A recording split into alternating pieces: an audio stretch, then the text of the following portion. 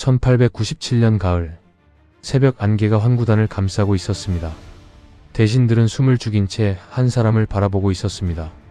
오늘 조선의 왕은 사라집니다.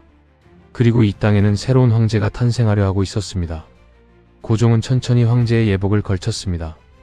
왕의 옷을 벗고 황제의 옷을 입는 순간 조선의 운명도 함께 바뀌기 시작했습니다. 이제 이 선택은 누구도 되돌릴 수 없었습니다.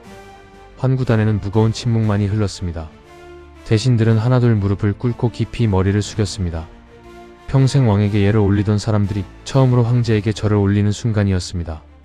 고종은 천천히 앞으로 걸어 나왔습니다.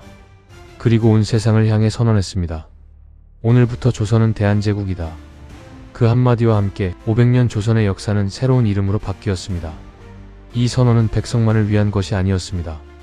청나라에도, 일본에도, 그리고 세계 열강에게 보내는 선언이었습니다. 대한제국은 더 이상 누구의 속국도 아닌 독립된 황제의 나라였습니다. 궁궐 안에서는 새로운 황제의 깃발이 높이 세워졌습니다.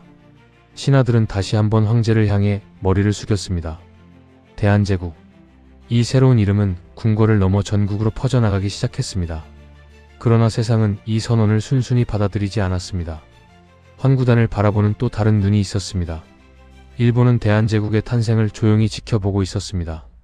조선이 스스로 황제의 나라가 되는 모습은 그들이 가장 바라지 않던 미래였습니다. 일본만이 아니었습니다. 러시아와 서양 열강도 대한제국을 예의주시하기 시작했습니다. 새로운 제국은 탄생했지만 그 순간부터 더 거대한 국제 경쟁의 한가운데에 서게 되었습니다. 황제의 나라는 과연 스스로를 지켜낼 수 있을까요? 황제의 선언은 말로 끝나지 않았습니다. 고종은 곧바로 나라를 바꾸기 시작했습니다. 신식 군인들은 새로운 군복을 입고 총을 들었고 훈련장의 함성은 대한제국이 스스로를 지키겠다는 의지를 보여주고 있었습니다.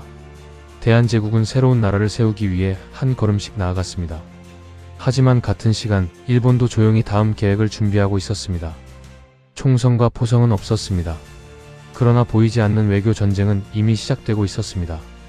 시간이 흐를수록 대한제국은 변화를 이어갔습니다. 새로운 군대가 만들어지고 도로와 전신이 놓이며 황제의 나라는 스스로 살아남기 위해 움직였습니다. 하지만 일본의 압박도 함께 커져만 갔습니다. 고종은 마지막까지 대한제국을 지키려 했습니다. 외국과 손을 잡으려 했고 나라를 더욱 강하게 만들기 위해 개혁을 멈추지 않았습니다. 황제는 아직 희망을 버리지 않았습니다. 겉으로는 평온해 보였습니다. 하지만 궁궐 밖에서는 대한제국을 둘러싼 국제 정세가 빠르게 변하고 있었습니다. 대한제국을 지키려는 의지와 그 나라를 무너뜨리려는 움직임이 정면으로 마주하기 시작했습니다. 황제가 세운 나라, 백성들이 꿈꾸던 새로운 시대. 그러나 일본은 대한제국을 독립된 제국으로 남겨둘 생각이 없었습니다. 그날 환구단에서 시작된 희망은 조금씩 거대한 위기로 바뀌어 가고 있었습니다. 환구단에서 울려 퍼진 황제의 선언. 그날은 대한제국이 가장 찬란하게 빛난 순간이었습니다. 하지만 누구도 알지 못했습니다. 불과 몇 년 뒤 대한제국은 나라의 운명을 뒤흔들 가장 큰 시련과 마주하게 된다는 사실을. 대한제국은 마지막까지 스스로 나라를 지키려 했습니다. 그러나 거대한 세계의 흐름은 너무 거셌고 조선을 둘러싼 위기는 점점 현실이 되어갔습니다. 하지만 백성들은 포기하지 않았습니다. 나라를 지키려는 새로운 움직임이 조용히 시작되고 있었습니다.